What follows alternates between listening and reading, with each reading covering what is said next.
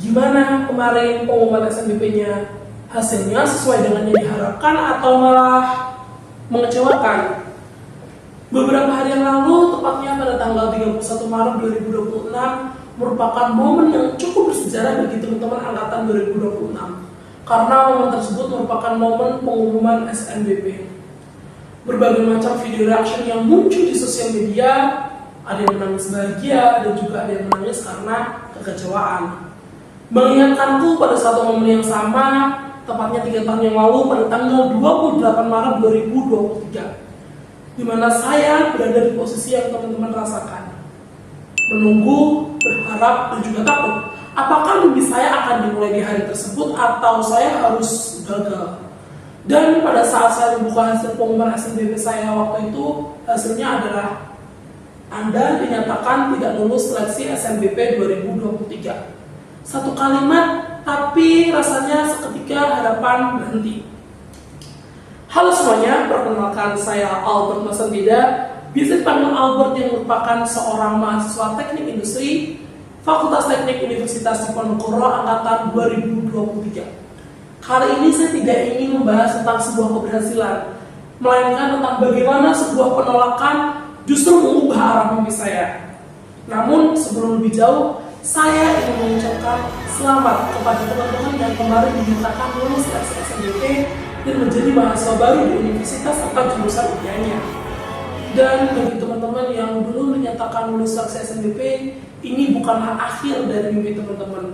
Justru dengan momen ini menjadi kesempatan baru bagi teman-teman untuk tetap dapat mengejar cita-cita teman-teman. Saya tahu betul perasaan yang teman-teman rasakan, karena 3 tahun yang lalu saya juga mengalami apa yang teman-teman rasakan. Sama-sama berharap, ternyata malah dikecewakan. Pada saat saya melihat dan juga menonton video reaction terkait dengan pengumuman SNBP, saya membaca berbagai macam komentar yang ada di sosial media tersebut, dan banyak sekali perasaan yang teman-teman rasakan. Ada yang marah, sedih, kecewa, bingung, seperti hilang arah, rasanya masih belum percaya, belum ikhlas, dan apa yang selama ini teman-teman usahakan waktu SMA ternyata sia-sia begitu saja. Itu hal yang normal kok teman-teman, karena saya pun dulu juga seperti itu. Sedikit cerita, saya dulu merupakan salah satu siswa di salah satu SMA, di mana SMA saya ini belum pernah ada alumni yang bisa lulus di Fakultas Teknik Universitas Diponegoro. Namun, saya tetap nekat dan juga idealis untuk memilih program studi Teknik Industri Universitas Diponegoro. Dan ternyata pada saat dibuka, hasilnya adalah gagal atau merah. Momen tersebut membuat saya semakin overthinking, takut, dan berpikir untuk bangkit dan juga belajar semaksimal mungkin agar saya tidak mengalami penolakan kembali. Nah, pertanyaannya, gimana sih caranya saya dulu dapat bangkit dari kegagalan akibat dari penolakan SNBP itu? Ada 5 hal yang dulu saya lakukan ketika saya mengalami yang namanya penolakan SNBP ini, teman-teman. Yang pertama adalah menerima kenyataan dan menanamkan mindset yang positif. Jujur ini terkesan gampang, tapi sebenarnya agak susah untuk benar-benar dirasakan. Karena seperti yang teman-teman rasakan, ketika teman-teman mendapatkan pengumuman dan ternyata hasilnya adalah gagal, pasti kecewa, pasti marah, pasti sedih. Tapi dulu saya mempunyai mindset bahwa kalau misal saya terus-terusan berlarut-larut dalam kesedihan ini karena gagalnya SNBP, otomatis saya tidak akan pernah belajar. Dan secara tidak langsung, saingan-saingan saya di luar sana otomatis akan mudah untuk menyalip progres saya. Dengan saya menanamkan mindset tersebut, saya berusaha untuk belajar semaksimal mungkin agar saya tidak mengalami penolakan kedua kalinya. Selain itu, selain menerima kenyataan dan juga menanamkan mindset positif, tentunya adalah belajar semaksimal mungkin. Teman-teman dapat menjadikan kegagalan atau penolakan di SNBP kemarin sebagai salah satu motivasi belajar yang kuat untuk di tes UTBK maupun ujian mandiri selanjutnya. Di sini saya ada 2 cara atau 2 hal yang berhubungan dengan belajar yang saya lakukan dulu ketika saya mempersiapkan diri di UTBK dan juga ujian mandiri. Yang pertama adalah pahami konsep, bukan cara cepat. Dulu saya selalu berusaha untuk memahami sebuah konsep dari suatu materi. Karena menurut saya soal-soal di UTBK itu cukup berbeda dan banyak sekali variasinya, dan dari tahun ke tahun itu tidak ada yang sama. Jadi ketika saya mempelajari konsep materi tersebut dengan dalam, dan pada saat UTBK soal tersebut keluar dengan variasi yang berbeda, saya mikir bahwa saya bisa mengerjakan soal tersebut. Berbeda dengan jika saya hanya mengandalkan cara cepat, otomatis ketika soal UTBK tersebut diberikan dan ternyata pada saat itu saya tiba-tiba lupa, otomatis saya tidak bisa mengerjakan soal tersebut. Jadi saya berharap kepada teman-teman pun dapat mempelajarinya itu memahami konsep, bukan cara cepat. Selanjutnya adalah mencari tahu materi mana yang sering keluar.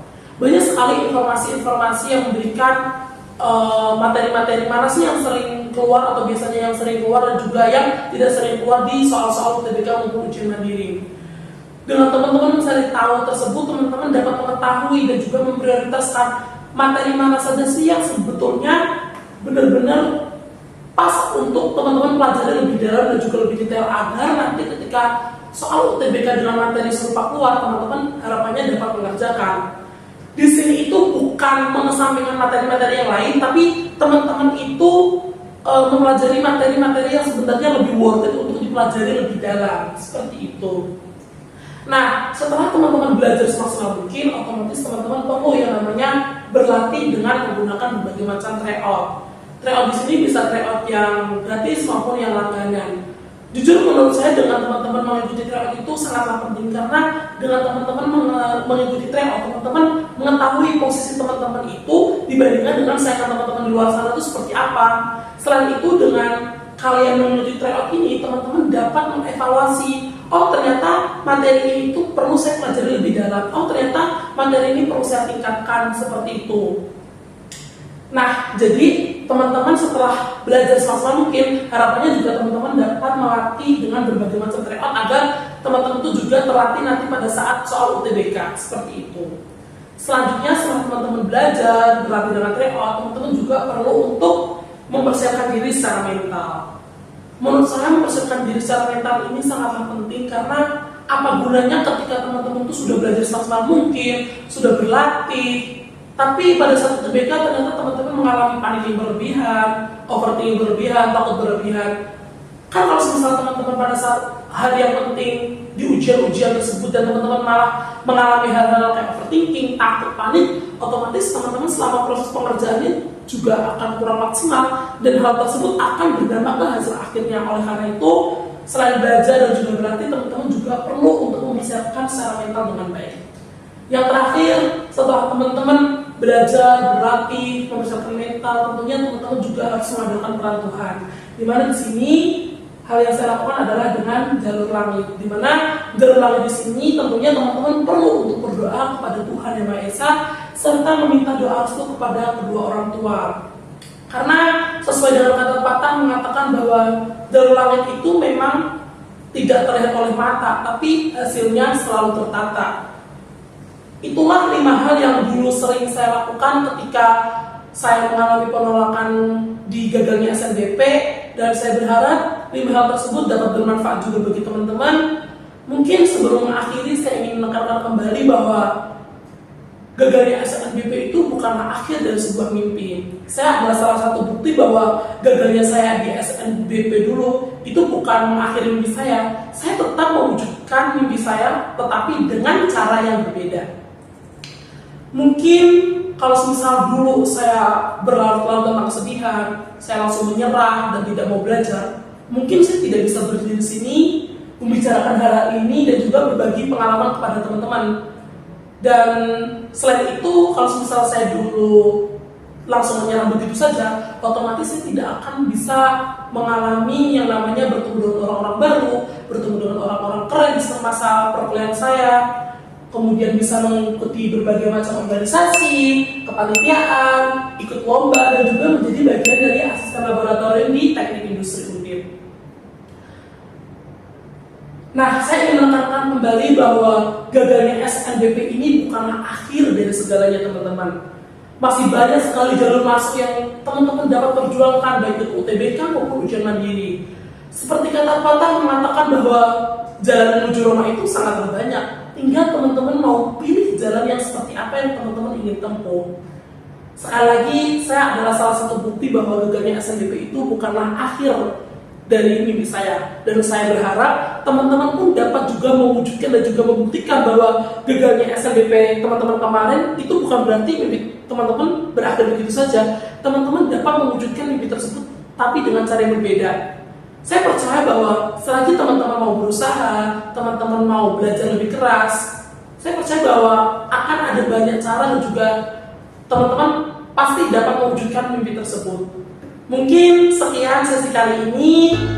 Sekian, saya Aldo Persembeda. Terima kasih dan semangat teman-teman. Ditunggu kabar baiknya ya.